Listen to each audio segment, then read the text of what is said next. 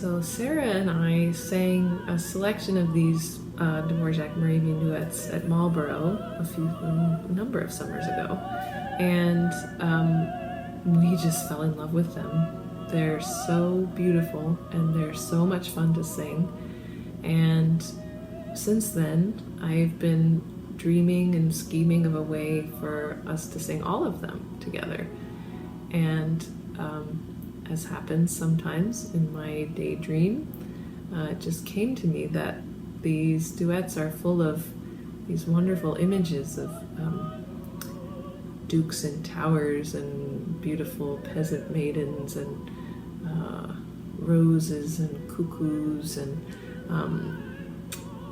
forbidding mothers. And I thought, this is ripe for storytelling and for fairy tale. So I screwed up my courage and went to see a storyteller who I've long admired, Odds Bodkin, and approached him and said, I have this kind of wacky idea. Would you be interested in helping me construct a fairy tale that weaves in and out of these duets? And he said yes. And the rest is history.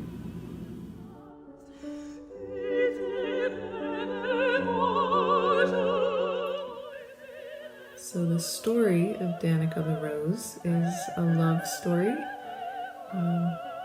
It's between Danica, who's a beautiful peasant maiden, and the Duke's quiet gamekeeper, Dano. And they both share a deep and abiding kinship with the natural world, with the creatures and plants in their forest. And Duke Maximilian, the landlord, has other ideas about who Danica should be with. And I'll leave it at that.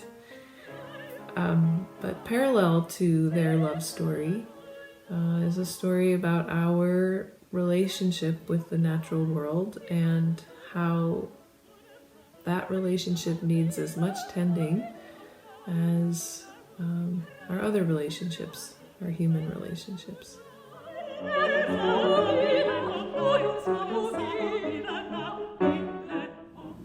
So Dvorak took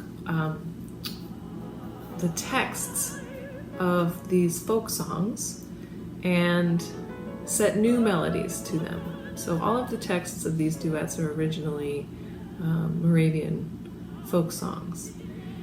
And when I first approached Odds Bodkin with this idea, I gave him a recording of all of the duets and a translation of the texts. And it was fabulous. He came to our next meeting and he said, well, there's just a story. It's just right there.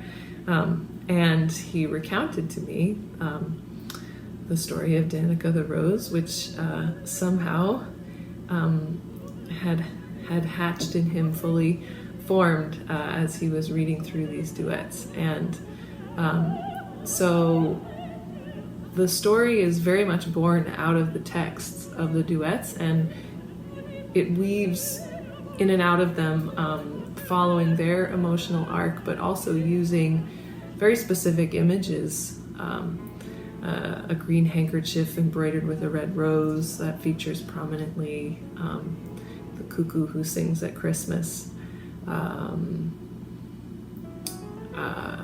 the Duke in his tower looking down on the maiden in the field. So the story is very much born out of the texts of the duets, and the music very much inspires the emotional currents in the story.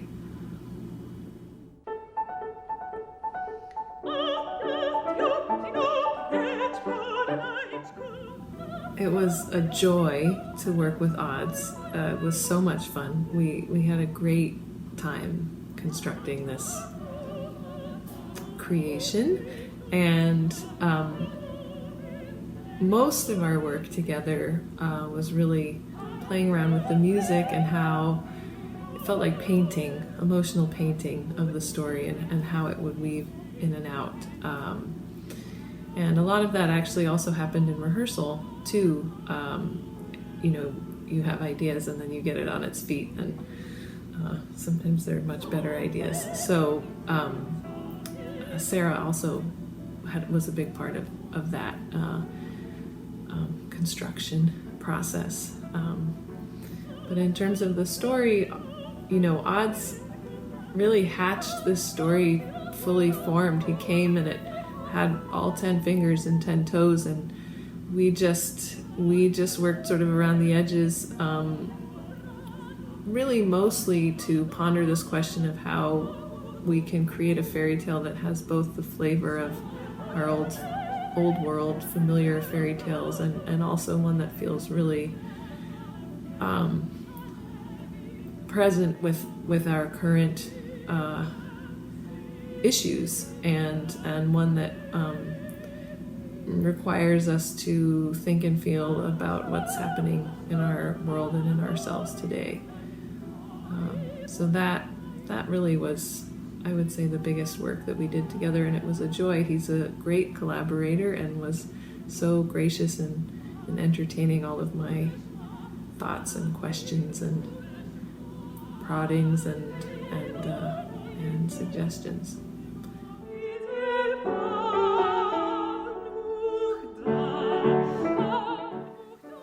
Right now I am reading a wonderful book of very short essays by the writer Brian Doyle. It's called Children and Other Wild Animals. And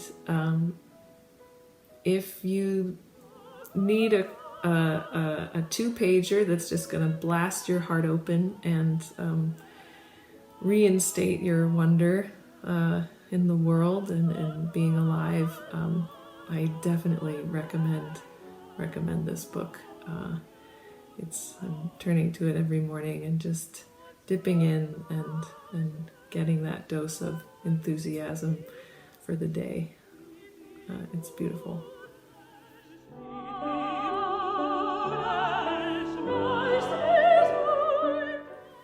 So I am also currently working on a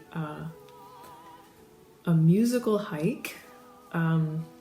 I had the idea for one in the fall, which we did, and it was a great success, and we were looking for a way to continue to share music, but safely, and it seems like outdoors is a good place to do that. And so this hike will be one where folks download a playlist, and it will all be music inspired by bird song. And we're timing it right around the spring migration, so there will be lots of birds singing, and hopefully the interplay of the birds singing along the hike and the music inspired by birds will bring some good things to the folks who participate.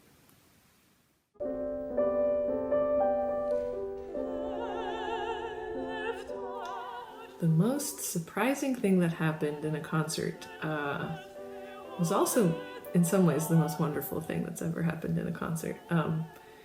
I was singing a song by Manuel Rosenthal. It's about an elephant who is hanging his head because he's very embarrassed, and it turns out he's had an accident in his underwear. And there were 6-year-old twins sitting in the fourth row, and they were French speakers and had such a fit of hysterics that we had to pause everything until they had fully processed that song. And I will never forget that. And I hope again to be in a concert where someone is so delighted and tickled by something that everything has to stop until they collect themselves and finish their laughter.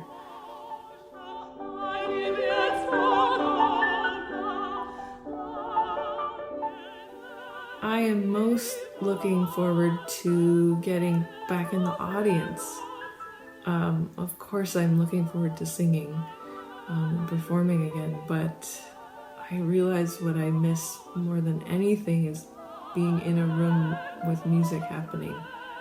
And we're so lucky to have all of this technology and have the ability to live stream. And so I'm incredibly grateful for that, but it's no replacement. It's no replacement for being in a room with music happening, and that's what I can't wait for most.